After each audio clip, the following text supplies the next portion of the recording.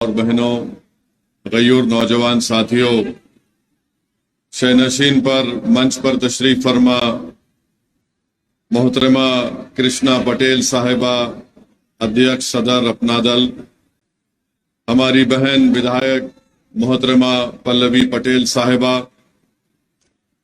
मजलिस इत्तेहादुल मुस्लिमीन उत्तर प्रदेश के सदर जनाब शौकत अली साहब, हैदराबाद के रुकन असम्बली जनाब माजिद हुसैन साहब और वाराणसी के उम्मीदवार पार्लिमानी उम्मीदवार पीडीएम मोहतरम जनाब गगन प्रकाश यादव साहब, शहनशीन पर तशरीफ फरमा एमआईएम पार्टी अपना दल और पीडीएम के तमाम कायदीन और जो बुजुर्ग बैठे हुए हैं, मेरे अजीज दोस्तों और बुजुर्गों, मैं आपके दरमियान में ये गुजारिश करने के लिए आया हूं कि 1 जून को आप अपना एक वोट जनाब गगन प्रकाश यादव साहब के हक में इस्तेमाल करें, जिनका इंतखाबी निशान लिफाफा है।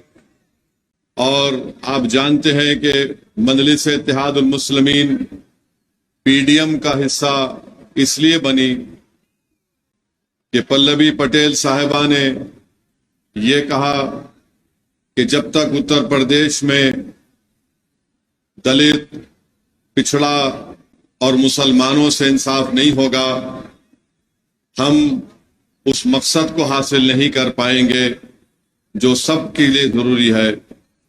इसीलिए मजलिस इत्तेहादुल मुस्लिमीन ने पल्लवी पटेल साहिबा का साथ दिया और मैं आपको इस बात का यकीन दिलाता हूं कि इंशाअल्लाह ताला ये जो हम पीडीएम का हिस्सा बने हैं, ये सिर्फ पार्लिमानी इंतखाबात की हद तक महदूद नहीं रहेगा, बल्कि हमने तय किया और हमारी पूरी कोशिश होगी कि ये पीडीएम में जो एमआईएम पार्टी शामिल है, ये इंशाअल्लाह ताला हम उत्तर प्रदेश की जब विधानसभा होंगे उस वक्त तक हमारी लड़ाई जारी रहेगी। मेरी आपसे गुजारिश है कि आप पीडीएम को मजबूत करें और उसको मजबूत करने का बेहतरीन तरीका यह है कि आप 1 जून के दिन अपने वोट का सही इस्तेमाल करिए। याद रखिए, वोट एक अमानत है और इस अमानत का आपको अच्छी तरीके से इस्तेमाल करना जरूरी है। अजीजान मिल्लत, आप इस बात से वाकिफ हैं कि पिछले 10 साल से इस मुल्क के हमारे वतन अजीज के वजीर आजम मोदी हैं और 10 साल में हमने वो तमाम नज़ारों को देखा, वो तमाम चीजों को हमने और आपकी आंखों ने देखा। मेरे अजीज दोस्तों और बुजुर्गों, 10 साल में जब से बीजेपी इख्तिदार पर दिल्ली में आई है, मैं जिम्मेदारी के साथ इस बात को आज कह रहा हूं आपके दरमियान में। मैंने पार्लियामेंट के सेशन में भी इस साल फरवरी के महीने में जब पार्लियामेंट का सेशन हुआ था, मैंने सदर जमहूरिया के खुतबे में अपनी तकरीर में कहा कि भारत के जो 17 करोड़ मुसलमान हैं अल्पसंख्यक समाज के, इनका वो हाल है जो 1930 में हिटलर के जमाने में यहूदियों का हाल था। और जब हिटलर जर्मनी का हुक्मरान था तो उस जमाने में 1930 में पहले यहूदियों के ताल्लुक से उनको बदनाम किया गया। फिर हिटलर ने कहा कि इनको जर्मनी से मोहब्बत नहीं। फिर हिटलर ने इनके कपड़ों पर हमले करवाए, इनके खाने पीने के तरीके पर हमले करवाए। फिर उसके बाद हिटलर ने उनके घरों को तोड़ाया। फिर उसके बाद हिटलर ने यहूदियों के खिलाफ पिक्चर बनाई और उन पिक्चर्स के जरिए ये पैगाम दिया गया कि जर्मनी के उस वक्त के यहूदी जर्मनी से मोहब्बत नहीं करते। और आखिरकार हमने देखा कि जर्मनी में क्या हुआ। जर्मनी में दुनिया ने देखा कि 60 लाख से ज्यादा यहूदियों को हिटलर ने गैस के चेंबर में डाल दिया। हिटलर के जमाने में यहूदियों के खिलाफ तकारीर किए जाते थे, उनके खिलाफ जहर उगला दिया जाता था। मेरे अजीज दोस्तों और बुजुर्गों, आज 2024 में हम हैं 2014 से 2024 का अगर हम देखेंगे तो जो कुछ हिटलर ने 1930 में यहूदियों के साथ किया था, वो तमाम के तमाम निशानियां, वो मिसालें आज हम दे सकते हैं हमारे वतन अजीज में। तो इसीलिए मेरी आपसे अपील है कि जहां तक अल्लाह मेरी आवाज को आपके जरिए से या अपने फजल से पहुंचा रहा है, अपने वोट का सही इस्तेमाल करिए। और मैं आपको बता रहा हूं कि अगर हम वतन अजीज में एक इज्जत बाइज्जत जिंदगी गुजारना चाहते हैं, हम वतन अजीज में हम ये चाहते हैं कि हमसे इंसाफ हो, अगर हम ये चाहते हैं कि हमारा मुल्क मजबूत हो, तो ये बहुत जरूरी है कि भारत की राजनीति में मुस्लिम अक़लियत को उनका मुकाम मिले। आप कई सालों से, कभी आपके हमारे बुजुर्गों ने उत्तर प्रदेश में कांग्रेस का साथ दिया, फिर लोकदल का साथ दिया, फिर जनता दल का साथ दिया, बीएसपी का साथ दिया, समाजवादी का साथ दिया। मैं आपसे एक ही बात करके जा रहा हूं, क्या आप और हमने क्या हासिल किया बताइए आप। किसने आकर हमारे घर में चिराग जलाया? किसने हमारे नौजवानों पर जुल्म जब हो रहा था उनकी मदद के लिए आगे आए? किसने आकर हमारी बस्तियों में स्कूल खुलवाए? किसने हमारे महलों में रोड और सफाई का इंतजाम किया? मेरे अजीज दोस्तों और बुजुर्गों, मेरी आपसे दवन गुजारिश है कि याद रखिए, जब तक आप वोट लेने वाले नहीं बनेंगे, हम नाइंसाफी का शिकार होते रहेंगे। हाँ, आज मोदी है, कल मोदी नहीं रहेगा, मगर जब हम क्या करेंगे, जब एक और मोदी आ जाएगा तो फिर हमारा इख्तियार और हमारा बर्ताव क्या होगा। अभी से आप कोशिश करिए कि आपकी लीडरशिप को बनाइए। उत्तर प्रदेश हो या भारत हो, हर समाज का एक नेता है। अगर किसी समाज का कोई नेता नहीं है तो भारत के 17 करोड़ मुसलमान है। मैं आपके दरमियान में आकर ये बात इसलिए नहीं कह रहा हूं कि मुझे मुस्लिम समाज का नेता बनना है, हरगिज नहीं। अल्लाह मेरी नीयत को जानता है। मैं आपसे अपील कर रहा हूं कि अगर मैं खराब हूं या हम तमाम में से किसी को एक बनाइए, मैं उसके पीछे खड़े होकर काम करने को तैयार हूं, मगर नेता आपके ही दरमियान में से आएगा। कोई अब आसमान से गिरने वाला नहीं है, कोई जमीन के नीचे से निकल कर आने वाला नहीं है। आपको अपना नेता बनाना पड़ेगा और उसी वक्त मुमकिन होगा जब आप वोट लेने वाले बनेंगे। आप बरसों से 40-45 साल से हम सिर्फ वोट डाल रहे हैं और हम वोट लेने वाले नहीं बन रहे। वोट इसलिए नहीं ले पाते क्योंकि हमको डरा दिया गया कि अगर हम वोट लेंगे तो कोई और जीत जाएगा, फिरका परस्त ताकतें जीत जाएंगी, बीजेपी जनसंघ जीत जाएगी। मेरे अजीज दोस्तों और बुजुर्गों, मैं अपनी बात को आपके सामने दलील के साथ प्रूफ कर दूंगा। मेरा आपसे एक ही सवाल है कि क्या 2014 में आपने नरेंद्र मोदी को वोट दिया था? कितनों ने वोट नहीं दिया था? हाथ उठाइए। क्या आपने 2017 में बीजेपी को वोट दिया था? क्या आपने 2019 में दिया था? क्या आपने 2022 में दिया था? क्या 2024 में देंगे आप? कितने नहीं देंगे? हाथ उठाइए। अब आप अपने दिल पर हाथ रखकर सोचिए कि असदुद्दीन ओवैसी 2014 में नहीं आया था तो कैसे बीजेपी जीत गई? 2017 में कैसे बीजेपी जीत गई? 2019 में कैसे बीजेपी जीत गई? 2022 में कैसे बीजेपी जीत गई? ये आपके हमारे दिलों में ये चीज डाल दी गई है कि तुम अगर वोट लेने वाले बनोगे तो बीजेपी जीत जाएगी। बीजेपी आपके वोट से नहीं जीत रही है, मैं आपको बता रहा हूं। बीजेपी इसलिए जीत रही है कि समाजवादी पार्टी कमजोर है। बीजेपी इसलिए जीत रही कि कांग्रेस में अब दमखम नहीं रहा। बीजेपी इसलिए जीत रही है कि बहुजन समाज पार्टी अपने उसूलों को खो चुकी है और हमको आकर कहा जाता है कि तुम अपने वोट को मुत्तहिदा इस्तेमाल करो। कभी उनसे कोई नहीं कहता कि समाजवादी अपना वोट मुत्तहिदा इस्तेमाल क्यों ना करें, कांग्रेस के लोग अपना मुत्तहिदा वोट क्यों इस्तेमाल ना करें। मगर जब चुनाव आता है तो हमको कहा जाता है जिंदगी और मौत का इलेक्शन है। यकीनन ये बहुत नाजुक इलेक्शन है, मैं भी मानता हूं, मगर मेरे अजीज दोस्तों और बुजुर्गों, आपको मेरी इन बात पर गौर फिक्र करना है यकीनन बीजेपी को हराना है इंशाअल्लाह ताला। यकीनन नरेंद्र मोदी को तीसरी मर्तबा इस मुल्क का वजीर आजम बनने से हम तमाम को रोकना है। मगर जो लोग आकर ओवैसी से कहते हैं कि ओवैसी तुम्हारी वजह से ऐसा हो रहा है, मैं उनसे पूछना चाहता हूं, बताओ क्या किसी अखिलेश यादव के रिश्तेदार के घर पर बुलडोजर चला? क्या किसी अखिलेश यादव के यादव परिवार के लोगों को हत्या की गई एनकाउंटर के नाम पर? क्या किसी यादव परिवार के महिला से कहा गया कि अपने सर पे से जो हिजाब पहनते निकालो? नहीं।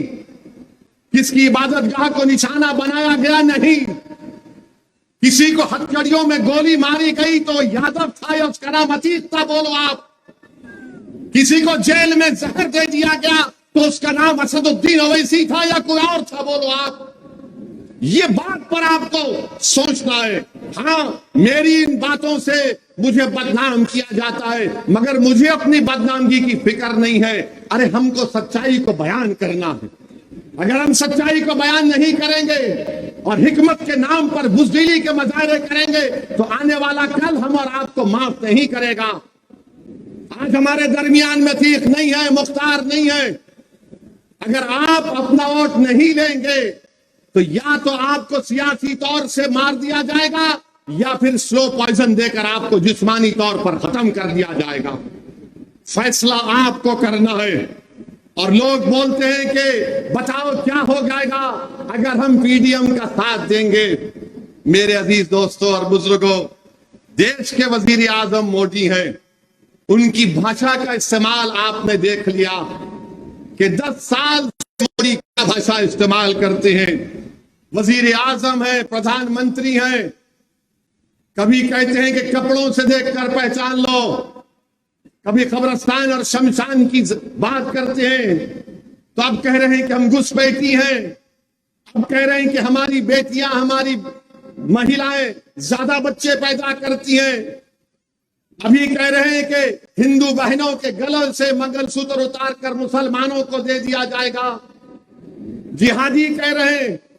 कभी मोदी कहते हैं कि झारखंड में जाकर तकरीर करके मोदी ने कहा कि झारखंड के किसी जिले में जुमे के दिन छुट्टी का ऐलान कर दिया गया, तो मोदी ने कहा देखिए यहां पर मुसलमान जुमे को छुट्टी मना रहे हैं, अब क्या मुसलमान संडे के दिन ईसाइयों से लड़ेंगे और अगर नहीं करेंगे तो क्या हिंदुओं से लड़ेंगे? ये जबान के वजीर आजम को जेब देती है। नरेंद्र मोदी के आप किसके वजीर आजम है? आप भारत के 133 करोड़ जनता के प्रधानमंत्री है या नहीं? बताइए आप। बल्कि मैं तो यहां पर आपके दरमियान में खड़े होकर कह रहा हूं कि नरेंद्र मोदी आप भी मंगलवार को, सोमवार को छुट्टी डिक्लेयर कर दो, हमको इतराज नहीं है। अगर वो उससे भी दिल नहीं भरता तो आप ये कह दो कि हफ्ते में 7 दिन नहीं रहेंगे, 8 दिन रहेंगे, उसको कहिए उसका नाम मोदीवार होगा। मोदीवार कर दीजिए। अगर भारत की गरीबी मोदीवार करने से खत्म होती है तो करके बताइए, हमको करके बताइए ना। मगर मोदी अपनी तकरीर में सिर्फ मुसलमान मुसलमान मुसलमान मुसलमान कर रहे हैं। नरेंद्र मोदी, हिंदू भाइयों में भी बहुत गरीबी है, हिंदू बैकवर्ड क्लास के भाई बहनों में बहुत गरीबी है, बेरोजगारी है, दलितों में बेरोजगारी है, गुर्बत है। बताओ मोदी तुमने उनके लिए क्या किया? तुम तो गाली हमको दे रहे हो, मगर बताओ इनके लिए आपने क्या किया? मोदी के पास कोई जवाब नहीं है। आप बताइए कि क्या कोई प्रधानमंत्री ऐसा इस जबान को इस्तेमाल कर सकता है कि जुमे के दिन ऐसा कर दिए तो मुसलमान हिंदू से लड़ना चाह रहे, मुसलमान ईसाई से लड़ना चाह रहे। देश के प्रधानमंत्री आप क्यों लड़ाना चाह रहे हैं? अब क्यों लड़ाना चाह रहे हैं? यहां पर इस मुल्क में, वतन अजीज में, भारत में अल्पसंख्यक समाज मुसलमानों की एक 1200 साल की तारीख है। ये मेरे अल्फाज नहीं है, मौलाना अबुल कलाम आजाद के अल्फाज है। उन्होंने कहा था कि हमारी ये रोशन तारीख है, मैं इसको छोड़ने को तैयार नहीं हूं। आज हमारे भारत के प्रधानमंत्री एक पार्लियामेंट के इलेक्शन में हर चीज की जिम्मेदारी मुसलमान मुसलमान मुसलमान मुसलमान कर चुके हैं। देश के प्रधानमंत्री अब कह रहे हैं कि हम आरक्षण जो मजहब के नाम पे दिया जा रहा है हम उसको ले लेंगे। मैं प्रधानमंत्री को बताना चाह रहा हूं, नरेंद्र मोदी जी, उत्तर प्रदेश में, गुजरात में, कर्नाटका में, जहां जहां बड़े बड़े प्रदेश हैं, वहां पर रिजर्वेशन मुसलमानों को मिल रहा है, अंसारियों को मिलता है, कासगर को मिलता है, कसाब को मिलता है, कुरैशी को मिलता है, चाक को मिलता है, तेली मकीक को मिलता है, दर्जी को मिलता है, इदरीसी को मिलता है, फकीर को मिलता है, सलमानी को मिलता है, सैफी को मिलता है, हज्जाम को मिलता है, सक्का को मिलता है, अब्बासी को मिलता है, शेख सरवर को मिलता है, मोची को, अंसार को, मंसूरी को मिलता है मोदी जी। और देश के प्रधानमंत्री बोले किसी को छीन कर दे दिया जाएगा। क्या मजाक कर रहे हैं भारत के वजीर आजम। मगर याद रखो 1930 में भी ऐसी होता था, हिटलर के जमाने में। यहूदियों को बताकर हिटलर बोलता था ये सब चीज तुम्हारा ले लेंगे। अब लोग, दुनिया ने देख लिया कि क्या हुआ, क्रिस्टल नाक मूवमेंट हुआ। अब तो पिक्चरें बनाई जा रही हैं। मैं तो उन पिक्चर बनाने वाले जालिमों से दोबारा कहूंगा, अरे तुमको शर्म नहीं आती, चुल्लू भर पानी में डूब मरो। तुमको भारत में गरीबी नजर नहीं आती, तुमको भारत के नौजवानों की बेरोजगारी नजर नहीं आती, तुमको महंगाई नजर नहीं आती, तुमको मुफलिसी नजर नहीं आती। ये जालिम पिक्चर बनाने वाले मुसलमानों का थूक चाटते हैं, जो जमीन पर हम थूकते हैं और पिक्चर बनाते हमारे खिलाफ। अरे जालिमों, तुम अपना पेट भरने के लिए कब तक भारत को तोड़ोगे? बना पिक्चर बेरोजगारी पर। नहीं, लव जिहाद, कश्मीर, फुला, बोलिए, अरे सब झूठ पर और पिक्चर बनाते हैं। और हद तो यह है कि देश के प्रधानमंत्री कहते हैं पिक्चर अच्छी है, जाकर देखो। नरेंद्र मोदी, ये हमारी बदकिस्मती है कि आप देश के वजीर आजम बन गए। अगर आप बंबई में जाकर एक्टिंग करते तो भारत के नहीं, दुनिया के बहुत बड़े एक्टर होते हैं, बहुत बड़े एक्टर होते। आप पूरे दुनिया के अवार्ड आपको ही दिए जाते। आपने कभी सुना किसी इंसान को कहते हुए कि मैं अपनी मां के पेट से पैदा नहीं हुआ? कभी सुना आपने? मैं तो अपनी मां की पेट से पैदा हुआ, अल्लाह के फजलो करम से। आप सब भी पैदा हुए ना। मोदी जी बोलते मैं नहीं। कैसे पैदा हुए भाई? देश के प्रधानमंत्री कह रहे हैं और कह रहे हैं कि मुझे ऊपर वाले ने खास मकसद के तहत भेजा। क्या मकसद है आपका, बताइए? गंगा में लाशें बह रही थी कोविड के दौरान, नरेंद्र मोदी, क्या आपको दिखाई नहीं दिया? उन लाशों को कुत्ते लौट कर खा रहे थे। भारत के युवाओं का मुकद्दर आपने बेरोजगारी बना दिया। उत्तर प्रदेश में यहां पर पेपर लीक हो जाता है और यहां के मुख्यमंत्री बाबा कहते हैं कि किसी बादशाह की आत्मा आ गई। बाबा, आपको आत्माओं से इतनी मोहब्बत क्यों है, बताइए? कैसे आप आत्माओं को पहचान लेते? हम भी पूछना चाहते हैं बाबा से। ये आत्मा आ गई कहां से? पेपर लीक क्या नाथूराम गोडसे की आत्मा ने लीक किया था? बताओ महाराज। पेपर लीक हो गया, उत्तर प्रदेश में नौजवान परेशान है। वो नौजवान हिंदू भी है, मुसलमान भी है, बैकवर्ड क्लास का भी है, कुर्मी है, कुशवाहा है, यादव है, दलित है, पासी है, सब है, आदिवासी है। मगर नरेंद्र मोदी सिर्फ मुसलमान मुसलमान मुसलमान करते हैं। और मोदी जी झूठ कहते हैं। उन्होंने कहा कि रमजान में मैंने इजराइल से कहा कि जंग बंदी कर दो। नरेंद्र मोदी, इतना तो झूठ मत बोलो। झूठ बोले काला कौवा काटे। अब बताइए कि इजराइल बमबारी अपनी जारी रख रहा है। आज राफा में 45 लोग मारे गए रेफ्यूजी कैंप में। भारत क्यों नहीं कहता? मोदी, तुम बोलो ना, नेतन्याहू से कहो कि जंग बंदी करो। मगर भारत से आज से चंद दिन पहले स्पेन में कश्ती को रोक लिया गया जिसमें 27 टन हथियार था, असला था, एक्सप्लोजिव थे, जो भारत से जा रहा था इजराइल को। और मोदी झूठ बोलते हैं कि मैंने कहा इजराइल को कि रमजान में बमबारी मत करो। नरेंद्र मोदी, भारत ही वो पहला देश था जिसने फलस्तीनियों को माना था। गांधी ने कहा था ये मुल्क, ये जमीन अरबों की है, यहां पर यहूदियों को नहीं रहना चाहिए। मगर आज आपके जबान से उन मासूम फलस्तीनियों के बारे में कोई अल्फाज नहीं निकलते। देश के प्रधानमंत्री एक लंबी झूठ बोल दिए। मेरे अजीज दोस्तों और बुजुर्गों, आज आप देखिए इस देश की फॉरेन पॉलिसी क्या है। नेपाल है, छोटा सा मुल्क है, आज नेपाल भारत को आंख दिखा रहा है। नेपाल अपने करेंसी के नोट पर उन इलाकों को, भारत के इलाकों को कह रहा है कि ये नेपाल का इलाका है। बोलो नरेंद्र मोदी, कुछ तो बोलो। नहीं बोलेंगे। नरेंद्र मोदी बोलेंगे मुजरा हो रहा है, मुजरा।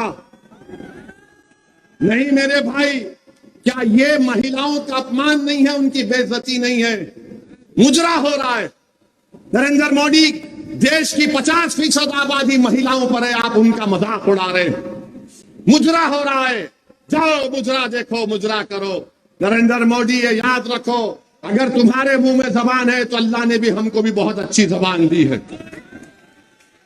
और हम अपनी जबान से ही बदनाम होते हैं। चीन 2000 स्क्वायर किलोमीटर पर कब्जा करके बैठा है और मोदी कुछ नहीं कहते। क्या मोदी आप चीन के साथ ब्रेक डांस कर रहे थे? गौ रक्षक मारते हैं, अखलाक को, पीलू खान को धर्म संसद से गालियां दी जाती है, तो क्या आप उनसे भांगड़ा कर रहे थे?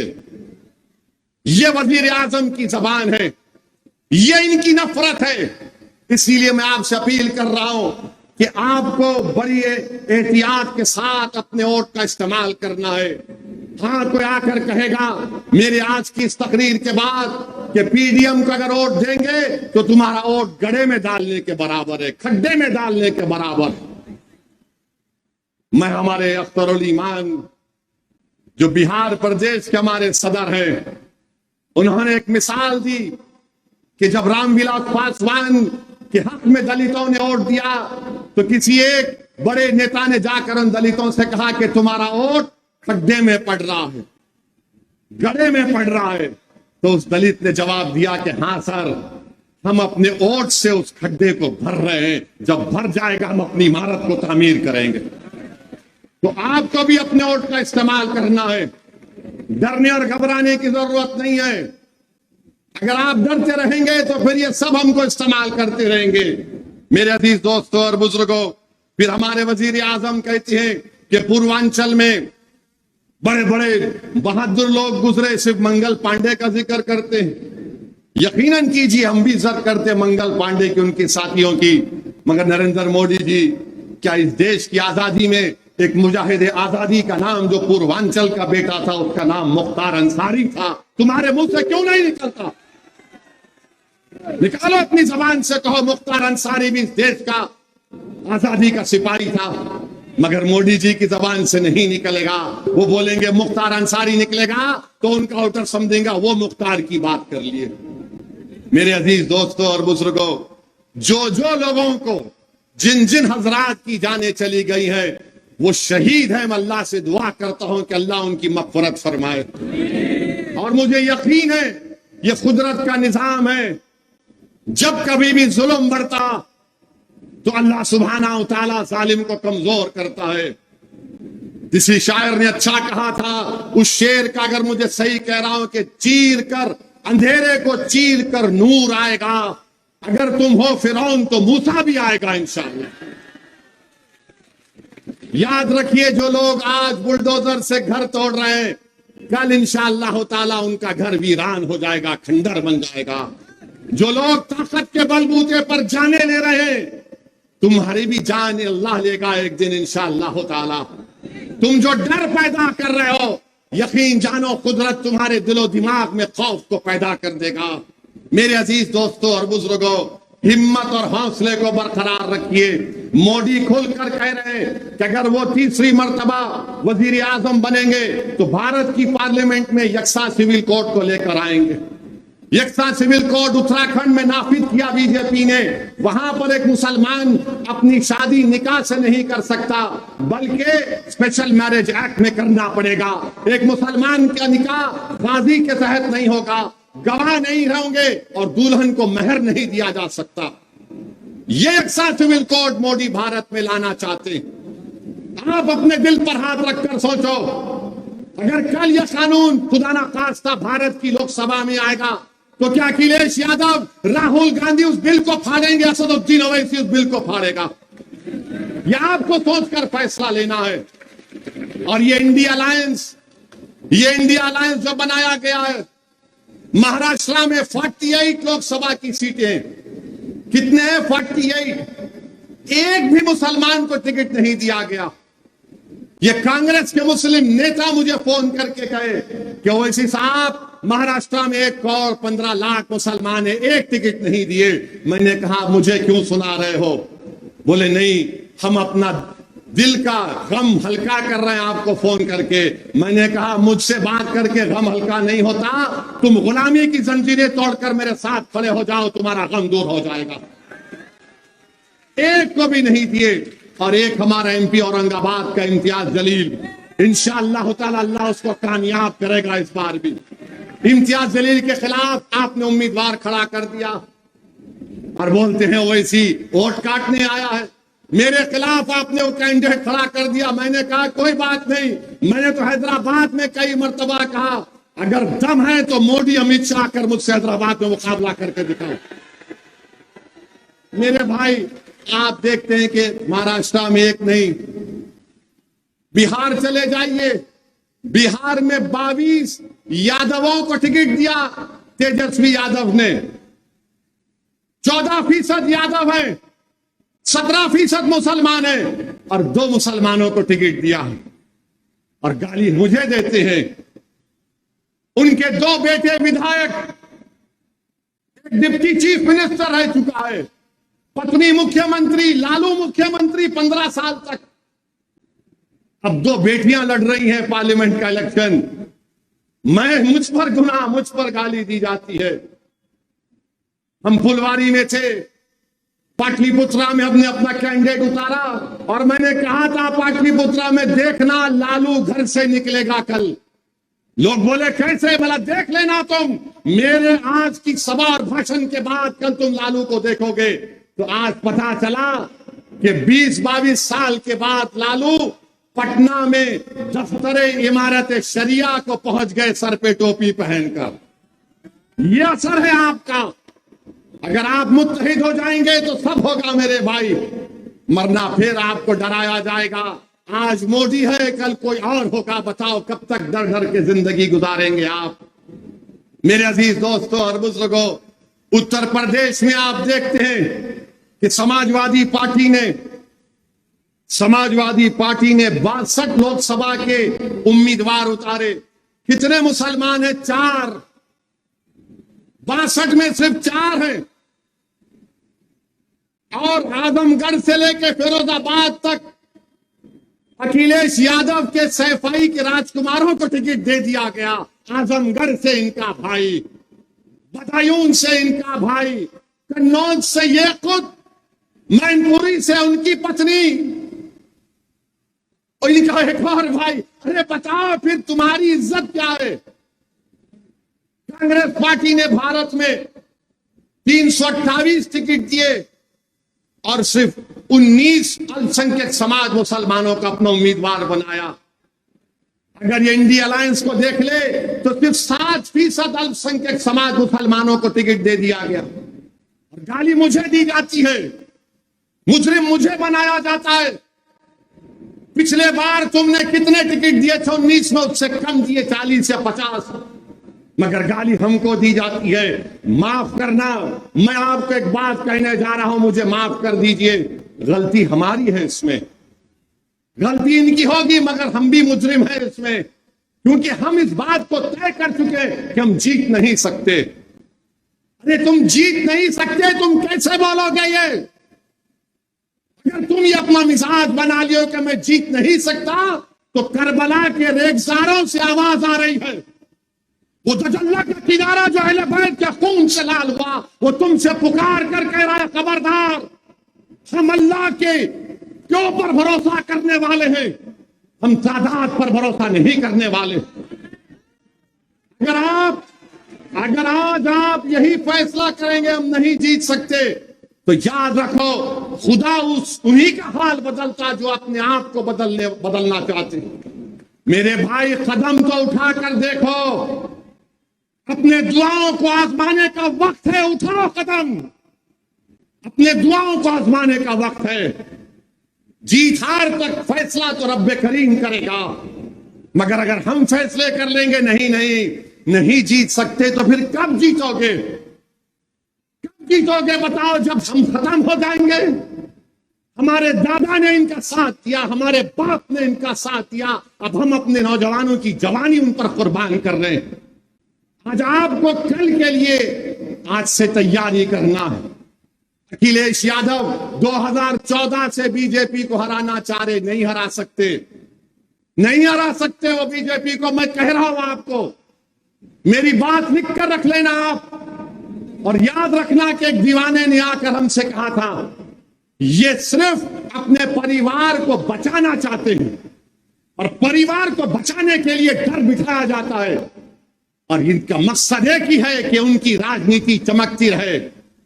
कल चंदौली में जलसा हुआ के लिए गए थे, ऐसा ही मजमा था, मजमे से जनता पुकार रही थी कि भैया मुसलमान एक नेता है, उसको डाइस पर बिठा लो। मगर भैया ने उस शख्स का नाम नहीं लिया, उसको मंच पर नहीं बिठाया। कब तक आप ऐसा कहेंगे, उसको बिठा लो, उसको बाजू बिठा लो? मोदी खुद ही तरह से कह रहे हैं कि मैं मुसलमानों की वोट की मुझे जरूरत नहीं है। 441 में से मोदी ने एक को टिकट दिया केरला से, मगर आपके पास चॉइस आज है, विकल्प है, पीडीएम है। आप पीडीएम का साथ दीजिए, डरने और घबराने की जरूरत नहीं है। अपने हौसलों को बुलंद रखिए, याद रखिए ये अंधेरा दूर होगा इंशाअल्लाह ताला, ये खौफ के बादल छटेंगे इंशाअल्लाह ताला।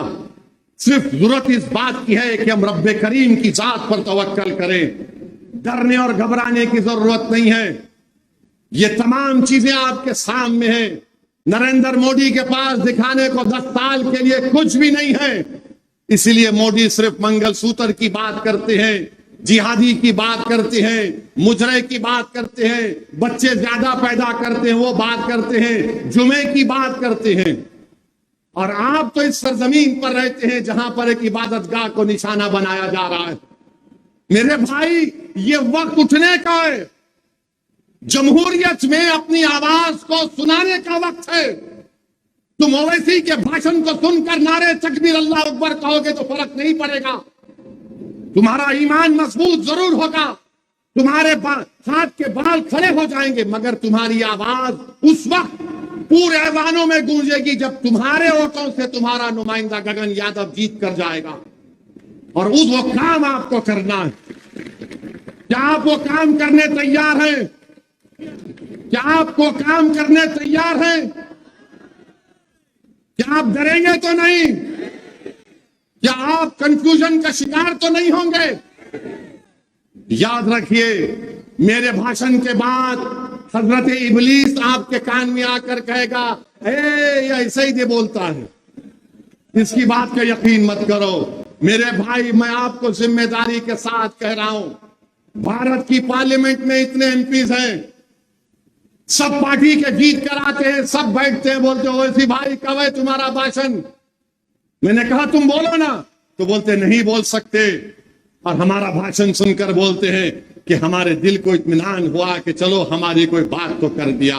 कल मैं मर जाऊंगा, तुम क्या करोगे? मुझे मरना तो है। जिंदगी का ये सबसे बड़ी हकीकत तो मौत है, मर उसके बाद तुम क्या करोगे? कसीदे पढ़ोगे? नहीं, एक था बोलने वाला, आपको नेता बनना है। आपके दरमियान से एक नेता उठेगा, कोई बोलेगा सलाहुद्दीन कहां से आएगा? सलाहुद्दीन तुम्हारे दरमियान से आएगा। सलाहुद्दीन आसमान से नहीं आएगा, सलाहुद्दीन तुम्हारे दरमियान से आएगा। तुम्हारे दरमियान से 72 निकलेंगे, मगर शर्त यह है कि तुम अपने फैसलों पर भरोसा करो। आज डरने और घबराने की आपको जरूरत नहीं है। मेरी आपसे एक ही गुजारिश है कि 1 तारीख के दिन लिफाफे के निशान पर बटन दबाइए। लोग बोलेंगे वोट खड्डे में गिर रहा है, तो बोलो ये खड्डे को हम भर रहे हैं, हम खड्डे को भर रहे हैं। जब ये खड्डा भर जाएगा तो हम अपनी इमारत को बनाएंगे इंशाअल्लाह ताला। ऐसी इमारत को आप बनाएंगे जब मैं जिंदा नहीं रहूंगा, आप जिंदा नहीं रहेंगे। शायद मेरी हड्डियां जमीन में चूर हो जाएंगी, मगर लोग तो याद करेंगे कि हाँ 50 साल पहले हमारे बुजुर्गों ने एक फैसला लिया था, तब जाकर हमने इस आलीशान इमारत अपने इत्तेहाद के ऊपर कायम की थी। तो मेरी आपसे गुजारिश है कि पहली तारीख के दिन अपने के कोड का इस्तेमाल करिए, लिफाफे के निशान पर बटन दबाइए और इंशाअल्लाह ताला नरेंद्र मोदी तीसरी मर्तबा इस देश के प्रधानमंत्री ना बने, ये हमारी आपकी कोशिश होगी। अगर कल 4 जून को नतीजा आएगा और जरूरत पड़ेगी किसी बीजेपी से हटकर किसी ऐसे शख्स को वजीर आजम बनाने के लिए, मैं आपसे वादा कर रहा हूं कि मंजलिस के जितने एमपी जीतेंगे, पीडीएम के जितने एमपी जीतेंगे, हम बीजेपी को रोकने के लिए उनको इस्तेमाल करेंगे इंशाअल्लाह ताला। तो आप तमाम का बेहद शुक्रिया कि आप आए, आज आपने आया और मुझे यकीन है कि पहली तारीख के दिन आप अपने के कोड का सही इस्तेमाल करेंगे लिफाफे के निशान पर। तो मेरे साथ नारा लगाइए, नारे तकबीर, भारत जिंदाबाद।